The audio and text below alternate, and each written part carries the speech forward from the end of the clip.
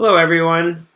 So I'm going to give something new a try, something I'm not comfortable with because I like to do things that don't make me comfortable. I'm going to try doing this as a vlog or a video blog instead of writing about it for a few reasons. Mainly, I just hate writing. But I want you to kind of get a feel for my personality and what I'm like. So when you do read, blog posts, you kind of understand how they should be read. And this is the voice I want you to hear in your head. So today I want to briefly talk about fueling for a long swim, and that does not mean nutrition during a long swim. That there's a post that I wrote about that, and that's a conversation for another day. This is specifically what you do in the few days leading up to either it's a long swim for training or, a big race that you might be doing or channel swim you might be doing.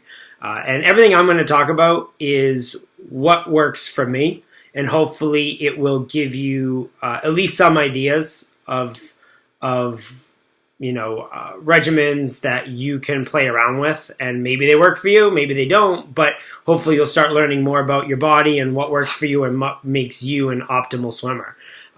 So this came up because I just finished a decent bulk week. I did 3 swims. It was a back-to-back swim Sunday and Monday. So I did a 4-hour swim Sunday, a 4-hour swim Monday. Those are nonstop swims.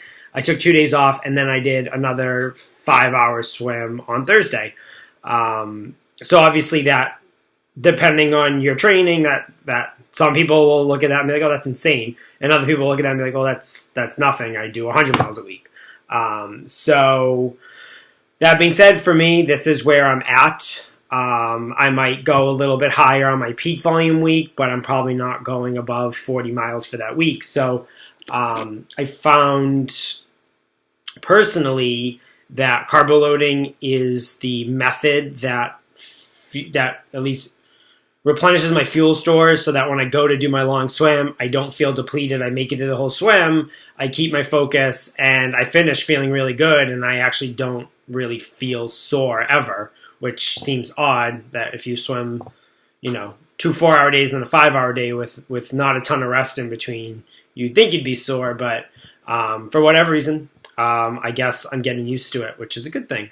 So I want to just talk briefly about what I do. So 2 days leading up to my long swims. So if I'm swimming on a Sunday, starting Friday, I cook up a box of pasta and I carbo load. I will eat that. It will take me 2 days, and I'll get through that box of pasta. I don't use sauce. I do a little bit of grass-fed butter, and basically I just eat that until it's gone.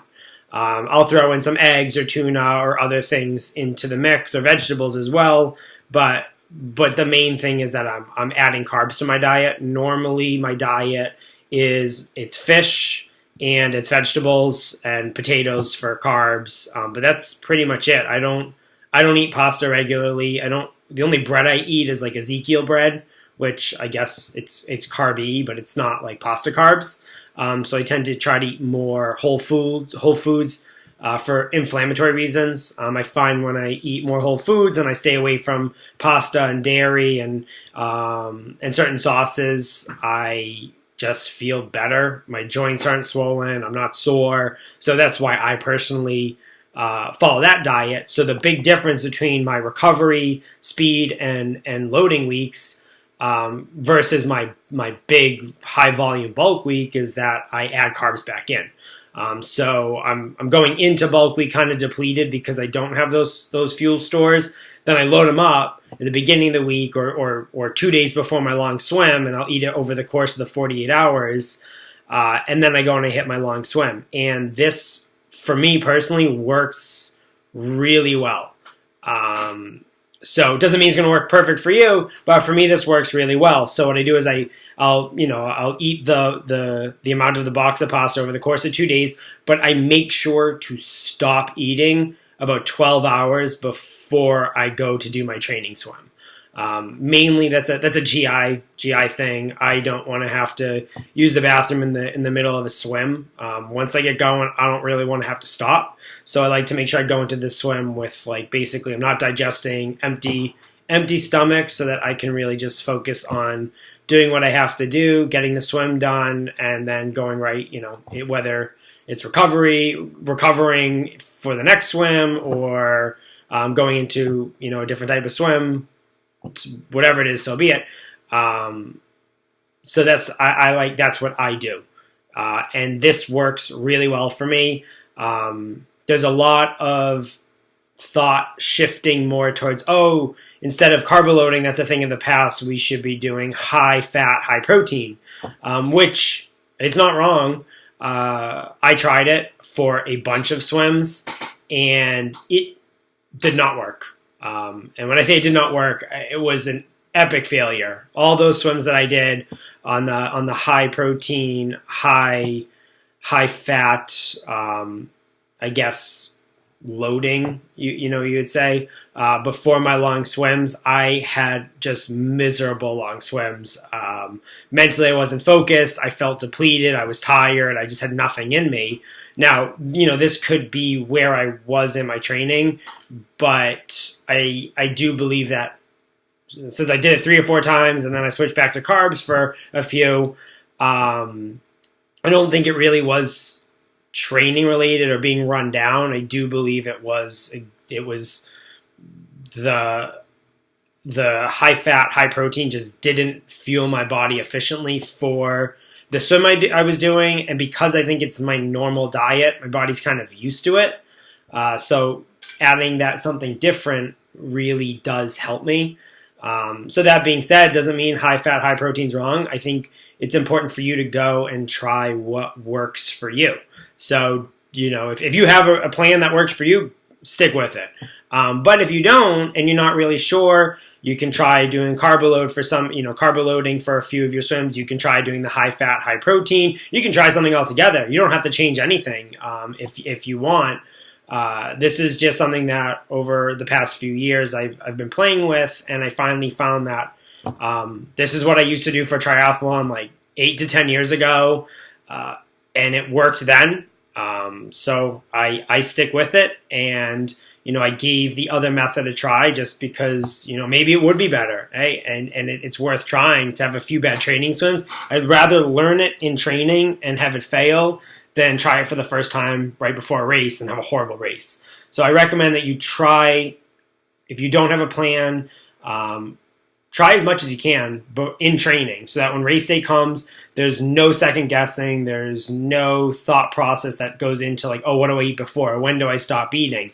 Okay, this is what I'm having 48 hours before. This is how much I'm having. This is when I'm going to stop eating. And then you go into the race already mentally ready to go. You're set up for success because this fuel source is what makes you swim really well. Or if it's running, it makes you run well. Or if it's triathlon, it makes you compete well in your triathlon. It's not just swimming. I just only swim, so that's how I'm relating to this. So, try a lot of different things, figure out what works for you, and then stick with it. If you start to plateau, you're not sure, you can always play around with it again in training, and maybe something, you add something new to it, and it works even better. Or maybe you try something new, it doesn't work, and you go back and you stick with whatever fueling method you like to do. So again, this is a personal. I've done science experiments on myself. I've tried different things, and the high carb still works for me. So I highly recommend you go out there, try a lot of things, and then really, leading up to race day, every long swim for the couple months leading up to it, you should be kind of honed in and know exactly what you need to do. So when your big race comes along, your body is ready to go, and exactly what you need to do starting 2 days out. Because the more you can take out of second guessing and thinking, the better you're going to compete. I think the best athlete is the one who separates their head from their body. The one who thinks is the one who always goes slower. So I think it's really important when you go into race day, it should be pretty much cruise control from all the training and all the learnings that you've done over, the past 3 months or 6 months or year or multiple years, depending on how long you've been training. So that's just my 2 cents on fueling for long swims or high endurance events. It's not right, it's not wrong, there's nothing better or worse, it's just what's right for your body or what's wrong for your body. So I can't tell you what it is, you got to figure it out. But, I mean, I guess the good news is you get to go eat, so that's fun. Everybody likes eating. So, yeah, that pretty much covers it. I hope you enjoyed this video blog. If you did not, I'm sorry. I was trying something new. If you did like it, then I'm glad. If you have feedback for me, definitely leave it in the comment section. If you really like this method of communication, then I will continue with it. If you want me to go back to my horrible writing, I am happy to do that as well.